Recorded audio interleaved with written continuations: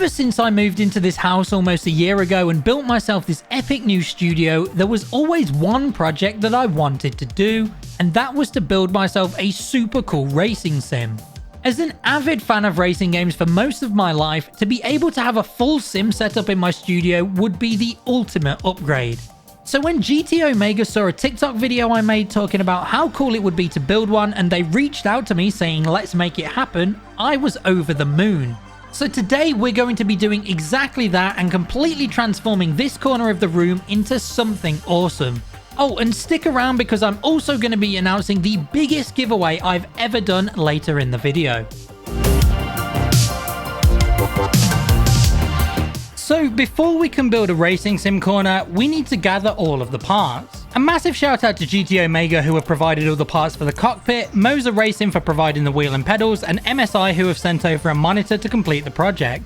For the frame, we've gone with the Prime Cockpit from QD-OLED, which if you wanted to pick one of these up for yourself, retails at £799.90 in the configuration that I'm going to be using today, which also includes the RS12 racing chair in carbon and the Prime wheel deck. Then from Moza we have the R5 bundle, which retails around $460 and includes a wheel, wheelbase and pedals. Then finally the monitor is the MSI Meg 342C QD-OLED ultra-wide monitor, and you might be familiar with this because I did a full review on it here on the channel a couple of weeks ago.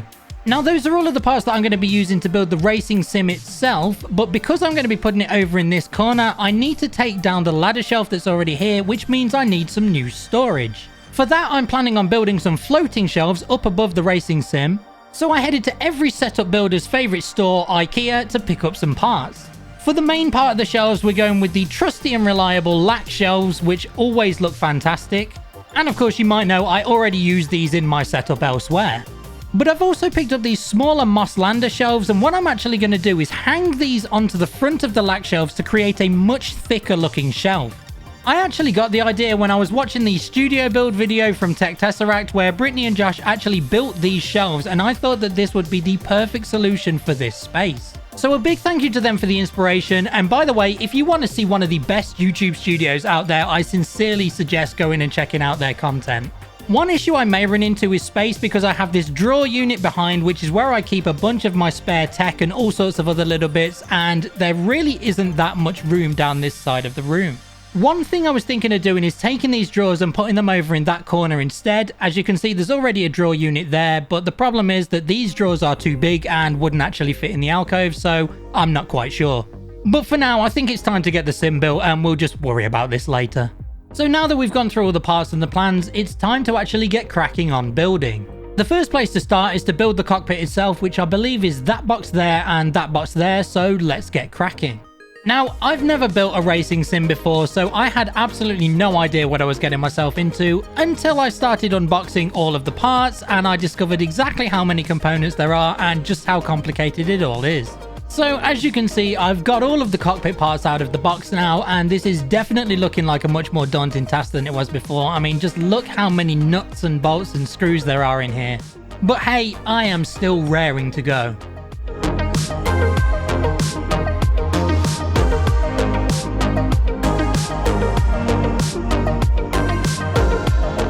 So now, as you can see, we've got the base of the frame of the cockpit already built. Now, this part of the back is actually where the chair is going to go, so for the next part, we're going to need to get that out of the box so that we can get it fitted. As you'd expect, the chair does also come disassembled, but putting this together is really simple because there are just two main parts, which are the base and the back, and you simply screw them together and add some covers and away you go.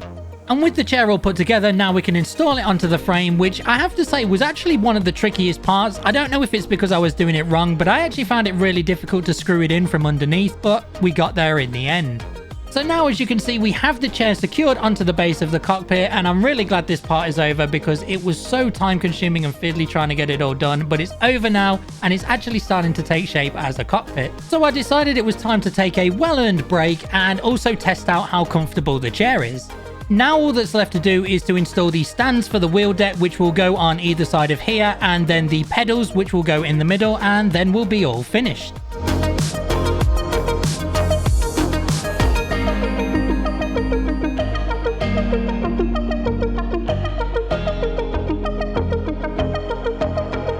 Well, here you go. The cockpit itself is now completely finished. So now we just need to install the wheel deck on here, which is where the wheelbase is going to be mounted.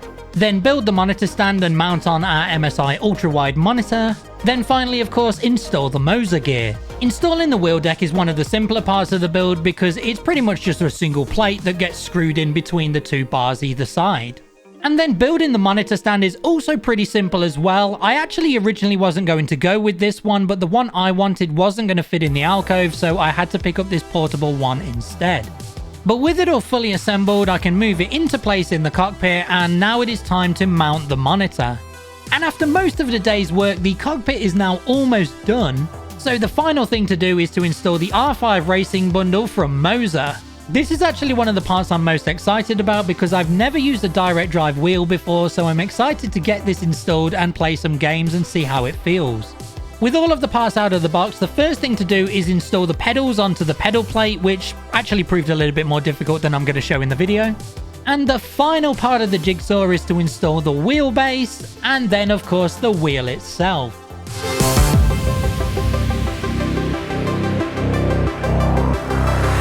It may have ended up taking me a lot longer than I thought it would, pretty much all day in the end in fact, but the cockpit is now fully assembled and man, this thing looks amazing. I've seen so many other setups that have racing sims and I am so happy that I actually finally have one of these in my studio. It was definitely more than worth all of the time it took me to build, so now I think I'm going to take a moment to sit back, relax and also test out how it actually plays. As I mentioned earlier, this is my first time using a proper racing sim and also my first time using a direct drive wheel, so it absolutely took some getting used to. But as bad as my driving might have been when I was testing this out, I instantly had an absolute blast playing on here. The Moza wheel is unlike anything I've ever used before, and of course, you already know I love the MSI monitor from the review I did before, and it is looking amazing in this setup. But as much as I would love to just sit here and play games all day, it cannot stay in the middle of the room. The project is not done. Now we need to go over and actually set it up in the corner.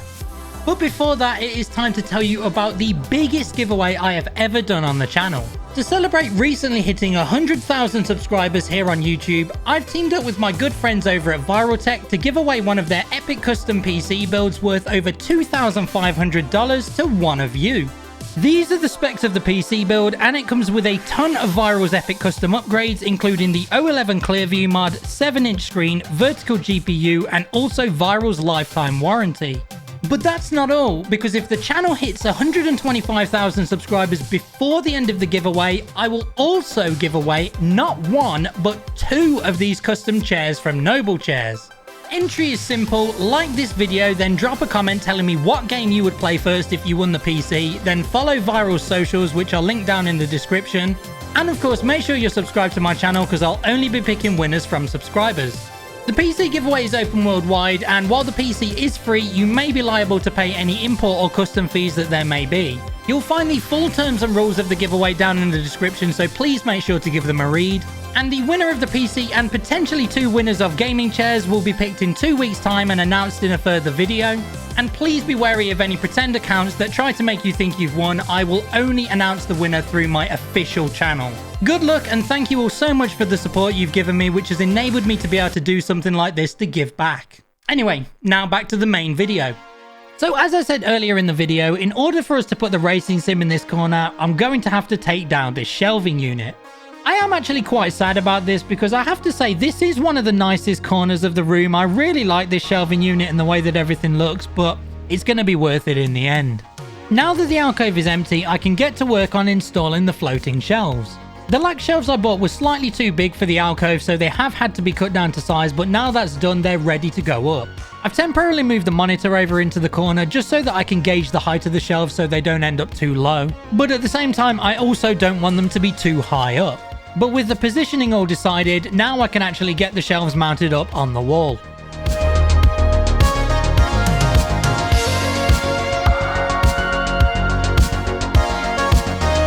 Now that the lac shelves have been installed, I can take the Moss Lander shelves and mount them onto the front as I mentioned so that we get this nice thick shelf effect. And there we go, the shelves are now all done and they are looking pretty decent, but before I can judge how it's actually going to look, we need to put the stuff back on, so let's get them all loaded up and then judge the result. And there we go, now all the shelves are loaded up with gear, and I have to say, this actually came out better than I was expecting. I did really like the way it looked before with the ladder shelf, and I was quite skeptical about how the floating shelves might look, but now that I've got everything back in place, this is looking really nice. But once this was done, I did notice this big blank wall space underneath and wondered what would be good to fill it, so I've taken these Elgato wave panels that I recently picked up in white and mounted them underneath. I think it came out pretty nice, but let me know what you guys think and whether I should add some lighting in this area as well. But with all of that done, the only thing left to do is to move the racing sim over into its new home in the corner. And after a couple of days of hard work, here is the finished racing sim corner, and I think this looks so cool. I had a vision on how I wanted this corner to end up, and it has definitely delivered. I knew that it was going to be tight on space, but this actually fits perfectly into the alcove, and it's actually not that bad with regards to all of the things around it. It's just a really cool little space in the corner next to my second setup, where if I want to play some racing games, I can just hop on over and have some fun. And of course, you know that as soon as this was finished, that was exactly what I was going to do. I jumped straight into the racing sim and started playing some games. After all of the effort that went into this project, I wasn't going to waste any time before hopping in, and I have to say, I think this is going to be my new favorite place to play games. The Prime Cockpit not only looks great, but pretty much everything from the wheel deck to the pedal plate and seat position can all be adjusted, which is great for setting it up in the most comfortable way. And the RS12 seat is actually super comfy to sit in while racing. The Moza gear is very nice to use, and while it took me a while to get used to all of the different buttons and torque settings, once I got to grips with things, I had a ton of fun. I've linked all the parts I used in the sim down in the description, and thanks once again to QD-OLED, Moza and MSI for making all this possible. I am going to be doing another video in the near future giving more in-depth thoughts on all of these parts once I've used them a bit more, and I'm also interested to hear what changes and upgrades you guys think I should do in the future. I'm definitely thinking some kind of lighting, maybe around the shelves or panels, maybe a 49-inch monitor if it fits for more immersion, possibly a GT or Formula style wheel, who knows. But for now, I'm just going to kick back and enjoy some racing action. Thank you guys so much for watching. I hope you enjoyed the video. If you did, don't forget to give a thumbs up to let me know and drop your thoughts in the comments. If you want to see more content like this, then make sure you're subbed to the channel. And of course, if you want to enter the giveaway, then you'll need to be subbed too. Plus remember, if we hit 125k subs by the end of the giveaway, I will give away 2 gaming chairs as well. But for now, thank you once again, and I'll see you guys very soon in the next video. See you later.